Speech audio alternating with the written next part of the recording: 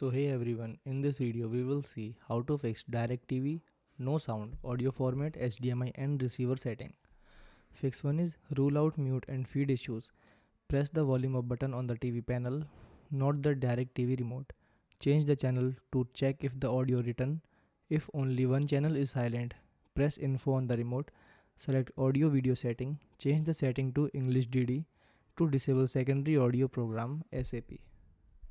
Second fix is check the physical connection. Unplug the HDMI cable from the back of the DirecTV receiver. Unplug the other end of the HDMI cable from the TV.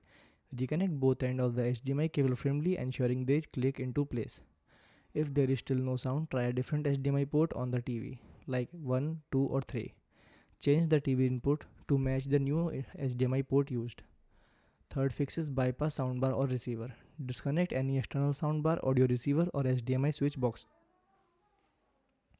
Plug the HDMI cable directly from the DirecTV box into the TV.